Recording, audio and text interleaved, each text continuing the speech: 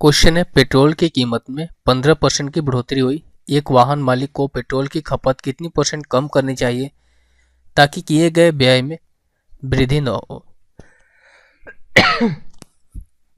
इस क्वेश्चन को समझाने से पहले मैं यहाँ से एक कंसेप्ट को डिस्कस करना चाहूँगा, जिससे कि इस तरह के जो जितने भी क्वेश्चन होते हैं उसको आप विद इन सेकेंड आप कर पाएंगे।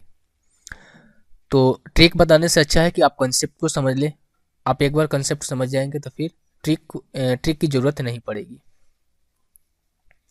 देखिए, कंसेप्ट हमारा ये है कि अगर दो संख्याओं का प्रोडक्ट कांस्टेंट है, अगर a और b जो है दो संख्याएं हैं, इनका प्रोडक्ट क्या है, कांस्टेंट है।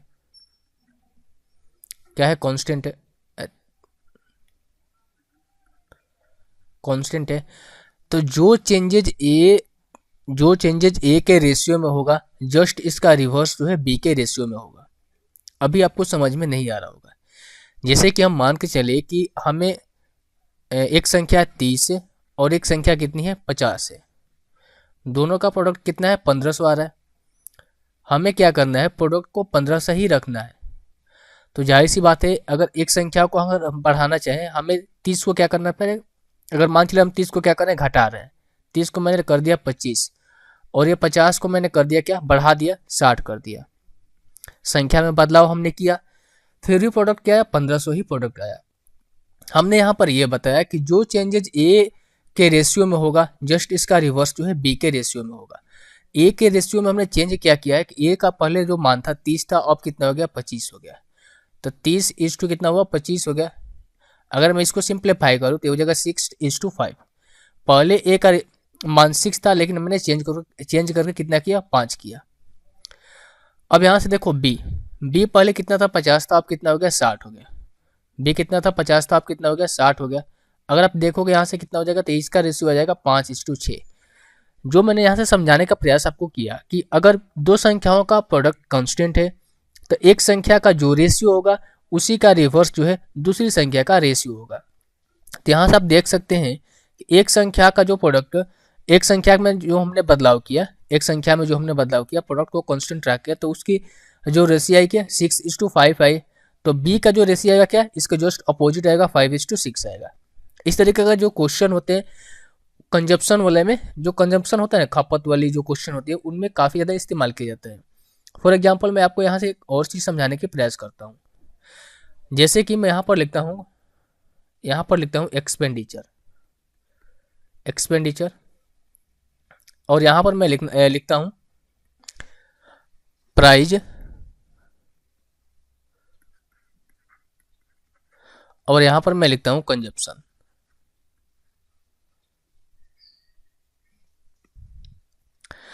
अब यहाँ से समझिए कि मान के चलिए पेट्रोल जो है वो 60 रुपये पर लीटर है।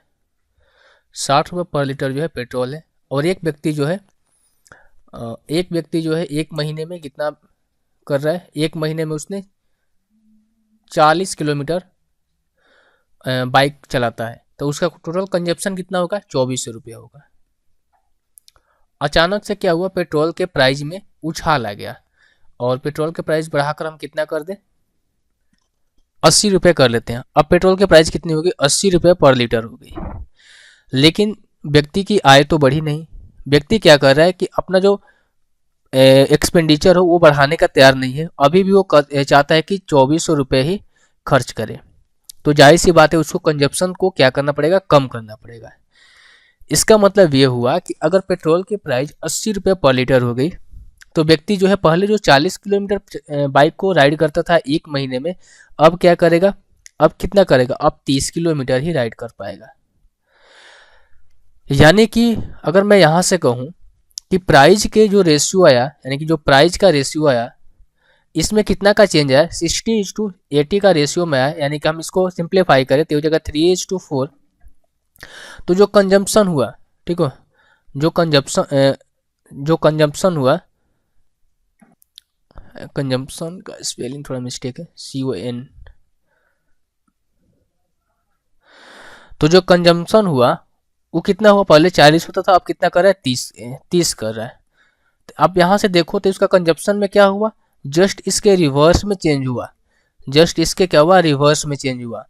मेरे कहने का मतलब ये है, मेरे कहने का सिंपल यहाँ से मतलब ये हुआ कि प्राइस में बढ़ोतरी कितनी की हुई, पहले 60 का था अब 80 का हुआ, यानी कि बढ़ोतरी कितनी की हुई 20 इंटू 20/60 गुना 100, यही ना हुआ। प्राइस में बढ़ोतरी हुई 33 से ही 1/3% के। प्राइस में बढ़ोतरी कितनी हुई 33 से ही 1/3% का।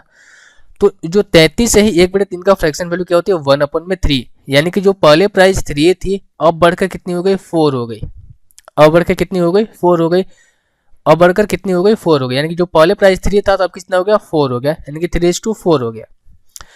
तो जो कंजप्शन होगा उसमें क्या होगी कमी करनी पड़ेगी, यानी कि एक की बढ़ोतरी यहाँ पर की तो एक को हमें क्या करना पड़ेगा कमी करना पड़ेगा, क्या करना पड़ेगा कमी करना पड़ेगा। यानी कि पहले जो प्राइज 3 था, ठीक है प्राइस 3 था तो यहाँ पर हमें क्या करना पड़ेगा एक की कमी करना पड़ेगा, तो हम क्या करेंगे -1 यहाँ से कर देंगे 1। अब यहाँ से देखो अब बटे में हमारी जो वैल्यू आएगी वो क्या आएगी, बटे में वैल्यू कौन सी आएगी, बटे में वैल्यू आएगी 3 और +1, यानी कि 1 बड़ा था तो बटे में वैल्यू आएगी 4, और इसी का हम क्या करेंगे मल्टीप्लाई। तो अब यहाँ से देखो ये कटेगा कितने पर 25 पर, तो जो उसकी खपत हुई उसमें कितने की कमी आ गई 25% की कमी आ गई, खपत में कितने की कमी आ गई 25% की कमी आ गई। अगर आपको लग रहा है कि ये सही है कि नहीं तो आप यहाँ से भी कर सकते हो।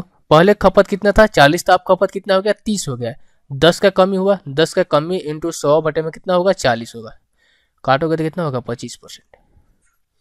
ओवरऑल मेरा कहने का और समझाने का मतलब ये हुआ कि अगर एक प्राइस में अगर किसी चीज़ का प्राइस हो, चाहे चावल का, गेहूं का, पेट्रोल का, डीजल का, किसी भी चीज़ का प्राइस हो, अगर वो बढ़ रही है, अगर वो बढ़ रही है मान से सडनली उसकी इंक्रीज हो जाए 20% का प्राइस में इंक्रीज हो रहा है, ठीक है।